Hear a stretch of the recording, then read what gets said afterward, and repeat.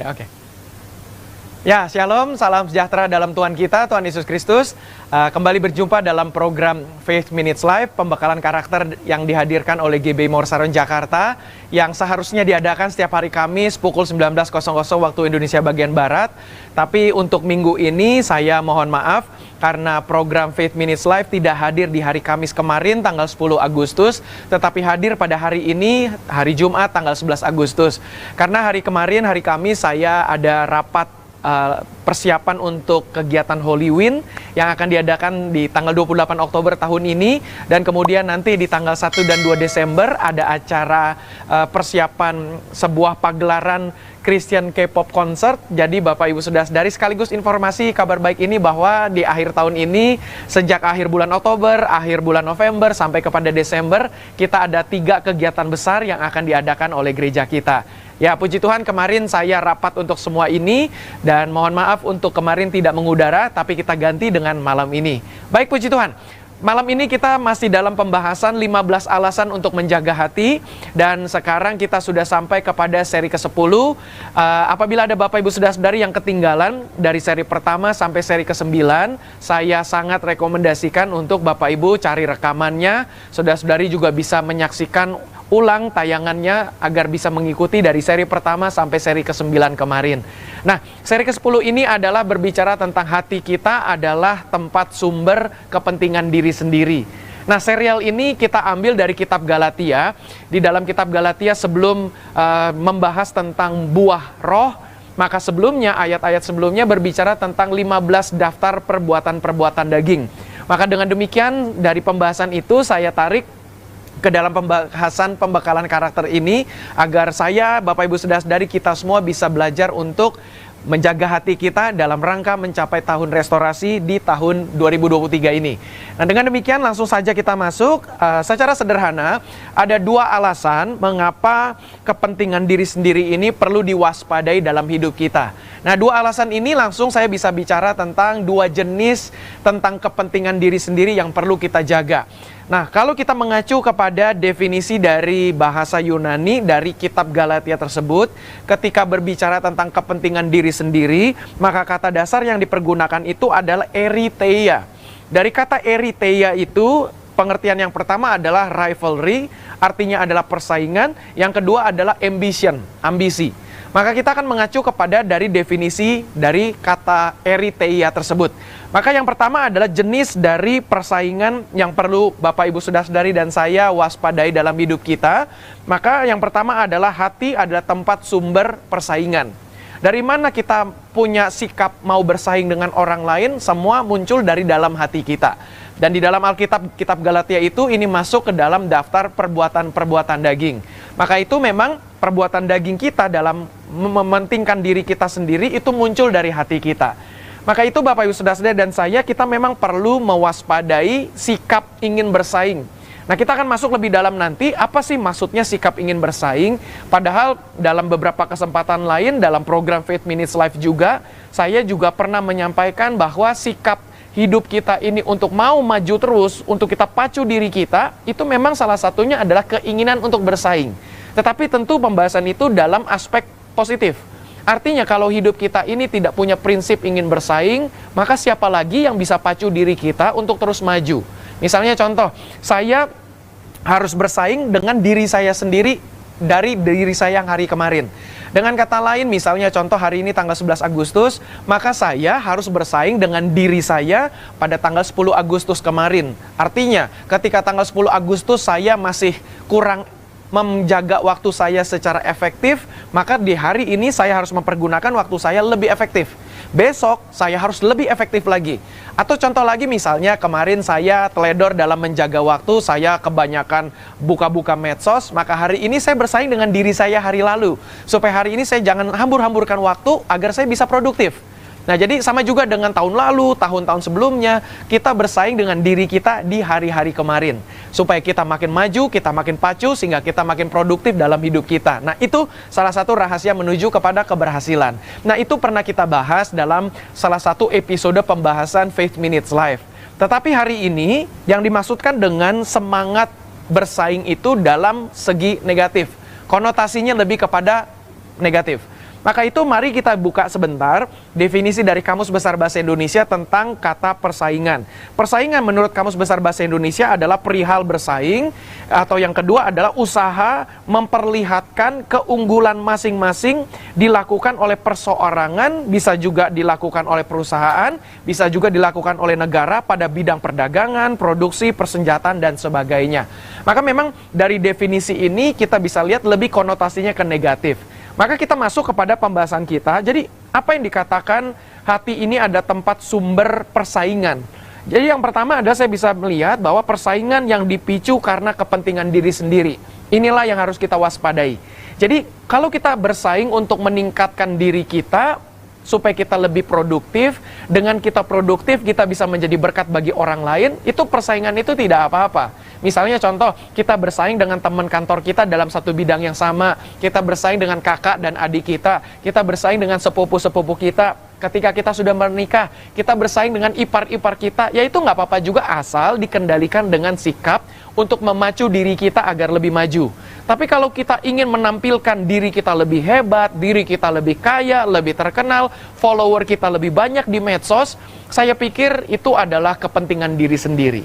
Nah, jadi dengan kata lain, kita memang mesti mewaspadai jangan sampai persaingan-persaingan itu dipicu karena kepentingan diri sendiri. Supaya kita lebih hebat, kita lebih terkenal, kita lebih mampu, lebih jago. Nah, itu bukan target dari diri kita. Nah, apabila ada di antara kita seperti itu, ini adalah tahun restorasi, maka kesempatannya adalah mari kita berubah supaya kita boleh bersaing dengan orang lain, tapi dalam koridor yang sempit.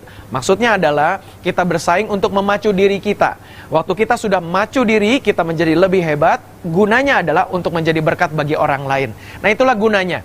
Jadi ada di satu sisi kita boleh bersaing dalam kategori positif, tapi di sisi yang lain kalau dari segi negatifnya tentu kita bersaing untuk dengan orang lain demi kepentingan diri sendiri. Nah, itu bukan targetnya.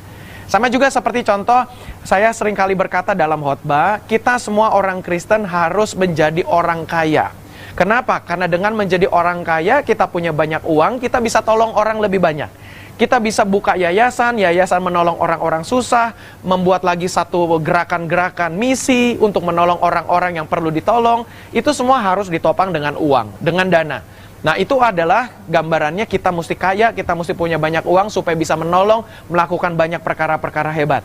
Contoh, Pendeta Yakub Nahuai mendirikan GB Mor Saron Jakarta ini dengan visi harus menjadi gereja besar. Menjadi gereja besar bukan untuk kepentingan diri kami sendiri atau diri kita sendiri, tetapi dengan kita menjadi gereja besar, kita bisa pikul beban yang besar. Contoh beban yang besar itu apa? Kita buka sekolah Alkitab untuk menolong daerah-daerah. Kita buka lagi misalnya tempat-tempat lain untuk membantu orang lain. Kita buka training center misalnya. Nah, itu menjadi gambaran bahwa kita menjadi besar supaya kita bisa pikul beban yang besar. Nah, itu tidak masalah. Misalnya kita bersaing dengan gereja-gereja lain. Wah, gereja lain misalnya punya pelayanan misalnya pelayanan bencana alam. Maka kita juga boleh bersaing dalam segi positif. Artinya, wah, kalau gereja lain bisa, berarti gereja kita juga bisa. Nah, gunanya adalah untuk menolong orang lain. Kalau gereja itu menolong dalam kategori bencana alam, maka gereja kita pun juga menolong dalam bencana alam. Nah, jadi itu adalah persaingan yang positif. Begitu, membuat kita makin maju untuk menolong orang lain. Tapi kalau kita bersaing-saing, kita tiru orang lain, oh orang lain bikin ini, kita juga bikin, demi kita diakui, demi kita juga terkesan hebat, saya pikir itu adalah masuk dalam kategori yang ke-10 ini, yaitu adalah memikirkan kepentingan diri sendiri. Puji Tuhan. Yang kedua, yang terakhir. Jadi kalau bicara tentang hati ada tempat sumber kepentingan diri sendiri, tadi kita sudah lihat tentang persaingan, lalu yang kedua adalah tentang ambisi. Nah, tentang ambisi ini maka seperti dari kata terjemahan bahasa Yunani tadi, yaitu adalah eriteia. Yang pertama artinya adalah rivalry, persaingan. Yang kedua adalah ambition, yaitu ambisi. Maka definisi yang kedua yang harus kita waspadai dari hati kita, yaitu adalah ambisi. Hati adalah tempat sumber ambisi. Nah, kita lihat dari definisi Kamus Besar Bahasa Indonesia, ambisi itu adalah keinginan atau hasrat atau nafsu yang besar untuk menjadi sesuatu. Artinya, ini konotasinya kita punya ambisi untuk kita lebih hebat dari orang lain, ada keinginan, ada kepentingan supaya kita bisa dihargai oleh orang lain. Nah, saya pikir ini harus kita waspadai supaya kita semua ini bisa betul-betul menjadi berkat bagi orang lain. Jadi tujuannya adalah pembahasan ini supaya kita bisa belajar dari tuntunan Alkitab, supaya kita bisa menjadi berkat bagi orang lain. Kita harus menjadi orang sukses supaya kita bisa menolong orang lain juga bisa menjadi sukses. Kita menjadi orang terkenal karena dengan terkenal, kalimat-kalimat kita, postingan-postingan kita di medsos, kesaksian hidup kita itu pasti akan didengar oleh orang lain. Makanya gunanya itu, kita semua boleh untuk menjadi terkenal. Gunanya adalah untuk menjadi berkat bagi orang lain. Kita menjadi terkenal untuk memberitakan Tuhan Yesus kepada orang-orang lebih luas lagi. Puji Tuhan. Nah, jadi poin yang terakhir ini adalah hati itu juga adalah tempat sumber ambisi. Maka dengan demikian, ambisi yang harus kita perhatikan adalah ambisi yang dipicu karena kepentingan diri sendiri. Pokoknya aku harus lebih hebat dari sepupuku. Pokoknya harus aku lebih hebat dari kakak atau adik. Pokoknya aku harus lebih hebat dari ipar-iparku. Nah, itu ambisi yang negatif. Nah, itu perlu kita jaga. Karena Bapak Ibu Saudara-saudari, kalau kita punya ambisi terus-menerus seperti itu dan tidak kita kelola dengan baik sampai menguasai seluruh hati dan pikiran kita, maka pada akhirnya diri kita sendirilah yang akan dirugikan. Kalau kita kendalikan ambisi kita dalam segi positif, misalnya aku harus hebat, aku pengen jadi orang terkenal, supaya dengan keterkenalan aku itu, ketenaran aku bisa jangkau orang lebih banyak, ambisi itu boleh. Tetapi kalau ambisi untuk kepentingan diri kita sendiri, nah itu yang harus kita hindari. Nah, contoh kalau Bapak Ibu Saudara-saudari bertanya kepada saya pikir ini pun beberapa waktu dulu saya juga sempat beberapa kesempatan khotbah saya sampaikan. Kalau orang bertanya sama saya, Pak Pendeta Yohanes, Pastor Anes, apa sih kerinduan terbesar Pak Pendeta dalam pencapaian pribadi? Kalau saya boleh berkata, saya punya ambisi untuk menjadi pendeta yang khotbah di semua stadion sepak bola yang ada di Indonesia. Itu kerinduannya, ambisinya. Artinya dengan adanya ambisi itu, saya bisa pacu diri saya. Artinya saya punya visi, saya punya target. Jadi saya menargetkan diri saya sendiri untuk mencapainya. Makanya dengan adanya target itu, maka saya harus mengupayakannya untuk target itu bisa tercapai.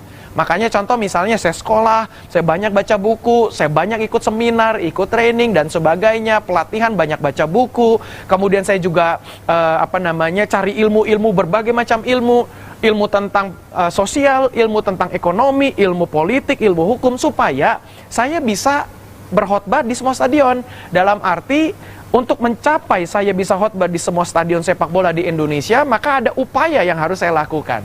Nah, ambisi model seperti itu tidak masalah. Tapi kalau ambisinya supaya misalnya saya pengen khotbah di semua stadion sepak bola terkenal, supaya saya pembuktian bahwa saya ini orang hebat. Nah, ini yang tidak boleh. Jadi pada akhirnya sebetulnya dua hal ini hanya diri kita sendiri dan Tuhan yang tahu. Kita bisa menyembunyikannya dari orang lain, tetapi hanya diri kita sendiri yang tahu dan Tuhan yang tahu. Maka itu kepentingan diri sendiri ini perlu diwaspadai. Karena jangan sampai kita tergelincir, jangan sampai kita terkecoh, terpleset, sehingga akhirnya kita memikirkan diri sendiri. Contoh, misalnya ketika saya khotbah hari Minggu, ada jemaat yang berkata, Pak Pendeta, Pak Gembala, terima kasih untuk khotbah hari ini, saya sangat diberkati. Nah, saya harus menjaga hati saya. Jangan sampai di dalam hati saya berkata, iya dong, karena saya sekolah Alkitab, iya dong, siapa saya orang hebat. Nah, itu adalah memikirkan kepentingan diri sendiri. Tapi di hati dan pikiran kita mesti berkata, enggak, ini hanya karena Tuhan. Kalau bukan karena Tuhan, kita nggak bisa seperti ini. Nah, jadi Bapak Ibu Saudara-saudari, saya pikir sudah bisa menangkaplah apa maksudnya saya. Jadi kepentingan diri sendiri, kalau hanya berhenti sampai diri kita sendiri, ini yang harus kita hindari. Tapi kalau kita punya kepentingan diri sendiri, supaya kita bisa nolong orang lain, itu adalah target kita semua. Makanya Tuhan Yesus tidaklah salah mengatakan, kamu adalah garam dunia. Karena garam tidak pikirkan dirinya sendiri. Garam itu ketika ditabur di makanan, dia akan memberikan rasa. Yang kedua, garam itu akan memberikan pengawetan. Jadi makanannya itu menjadi lebih awet karena ada garam. Nah, itu kemudian itulah Tuhan Yesus katakan, kamu adalah garam dunia. Jadi kita harus menjadi berkat bagi orang lain. Kemudian Tuhan Yesus juga berkata, kamu adalah terang dunia. Apa maksudnya terang dunia? Karena dengan menjadi terang, orang-orang akan ditolong. Orang-orang akan mendapatkan cahaya. Orang-orang akan mendapatkan penerangan. Nah, dengan demikian, itu yang menjadi target kita. Kita menjadi terang, bukan untuk diri kita sendiri bangga, hore, aku yang paling bersinar, aku yang paling bercahaya. Bukan itu targetnya. Tapi targetnya adalah menuntun orang dari tempat yang gelap, masuk ke dalam tempat terang, itu karena kita terang. Memberikan petunjuk kepada jalan, memberikan contoh teladan, itu targetnya.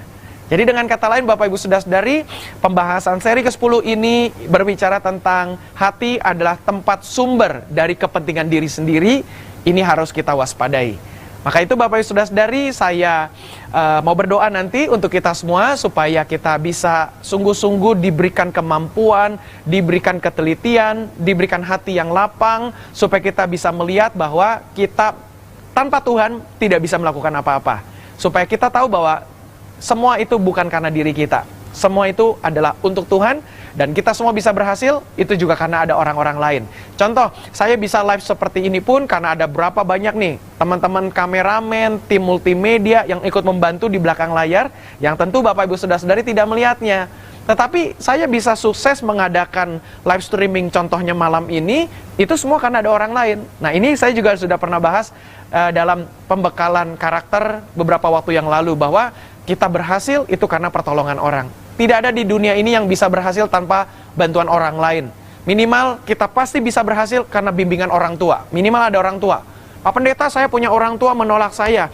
Pak Pendeta, saya punya orang tua begitu kasar, keras. Tapi jangan lupa loh, kita bisa ngomong itu karena orang tua. Kita bisa belajar jalan itu karena orang tua. Kita dulu pertama kali makan itu juga karena dari orang tua. Nah, kita bisa belajar karena ada guru di sekolah. Kita bisa bahasa Inggris karena dulu ada guru Inggris, karena ada sekolah. Jadi artinya kita nggak bisa hidup tanpa bantuan orang lain. Yang kedua, contoh lagi, saya bisa pakai baju seperti ini karena ada orang lain yang membuat baju. Baju itu saya beli. Nah, dengan kata lain saya perlu orang lain. Karena hidup ini tidak bisa tanpa bantuan orang lain. Kita nggak bisa bikin baju untuk diri kita sendiri, bikin celana untuk diri kita sendiri, bikin sepatu untuk diri kita sendiri. Kita nggak punya semua keahlian itu. Maka kita perlu orang lain. Nah, dengan kata lain, ambisi itu kalau dalam segi yang terkendali untuk hal yang positif, kita pacu diri kita untuk menjadi berkat bagi orang lain, itulah yang kita kejar. Tapi kalau untuk kepentingan diri kita sendiri, ini yang harus dihindari. Baik, puji Tuhan, saya kira itu saja yang saya mau bagikan bagi kita semua. Kiranya Bapak Ibu Saudara-saudari bisa diberkati Tuhan, sehingga kita sungguh-sungguh mencapai karakter Kristus dan jiwa misioner. Supaya dalam hidup kita ini, kita bisa menjadi berkat, dan sungguh-sungguh tahun 2023 menjadi tahun pemulihan bagi kita semua. Izinkan saya menutup pertemuan kita dalam doa. Mari kita berdoa. Bapa dalam sorga, terima kasih. Kami bersyukur untuk pertemuan yang baik dalam episode minggu ini. Walaupun kami tertunda, tidak live pada hari Kamis, tetapi kami sekarang bisa live pada hari Jumat. Syukur dalam 1 minggu ini kami tetap mendapatkan pembekalan. Kami minggu depan akan kembali lagi pada hari Kamis. Biar Tuhan memberkati setiap kami, dan Tuhan memberkati program pembekalan karakter Faith Minutes Live ini, supaya setiap orang yang menyaksikannya, bahkan hamba sebagai pemapar, semua sama-sama diberkati Tuhan. Terima kasih Bapa, kami berdoa bagi setiap kami yang punya pergumulan hidup, Tuhan tolong. Bagi kami yang sakit, Tuhan sembuhkan dalam nama Tuhan Yesus. Berkati setiap kami dalam usaha pekerjaan kami, studi kami, keluarga kami, rumah tangga kami, kesehatan kami, Tuhan memberkati. Tak lupa kami doakan bangsa dan negara kami Indonesia, Tuhan juga memberkati. Terima kasih Bapa, inilah doa kami, dalam nama Tuhan Yesus Kristus kami berdoa. Amin. Puji Tuhan, terima kasih Bapak Ibu, kita tutup pertemuan ini. Dan jangan lupa, Bapak Ibu yang menggunakan YouTube, silakan subscribe di akun YouTube GBI Mawar Saron TV. Dan juga jangan lupa klik lonceng, supaya Bapak Ibu dengan klik lonceng itu, segala macam handphone, tablet, bahkan PC kita pun bisa mendapatkan notifikasi apabila ada postingan-postingan baru dari YouTube GBI Mawar Saron TV. Dan yang menggunakan akun Facebook, jangan lupa follow Facebook page GBI Mawar Saron. Dan di Instagram pun juga ada akun GBI Mawar Saron di Instagram. Tapi untuk postingan-postingan Faith Minutes Live, kita pergunakan akun Faith Minutes. Bapak Ibu bisa follow juga. Dan juga kita hadir di TikTok. Dan untuk program pembekalan karakter ini juga hadir di podcast. Bapak Ibu bisa lihat di podcast, Apple Podcast, Spotify Podcast, sampai Google Podcast. Di sana kita menggunakan akun dengan nama Yohanes Nahuai. Jadi Bapak Ibu Saudara-saudari, dalam semua platform kita upayakan bisa hadir agar bisa memberkati Bapak Ibu Saudara-saudari semua. Dan di layar ada QR Code yang Bapak Ibu bisa scan untuk memberikan support, dan kita berikan kesempatan untuk Bapak Ibu Saudara-saudari berpartisipasi, memberikan dukungan bagi program ini. Dan terima kasih untuk Bapak Ibu Saudara-saudari yang selama ini sudah mendukung. Baik, puji Tuhan, kita akan ketemu dalam program selanjutnya untuk pertemuan minggu depan pada hari Kamis di waktu yang sama pukul 19.00 waktu Indonesia bagian Barat. Saya Pendeta Yohanes Nahuai, undur diri, sampai jumpa, Tuhan Yesus memberkati.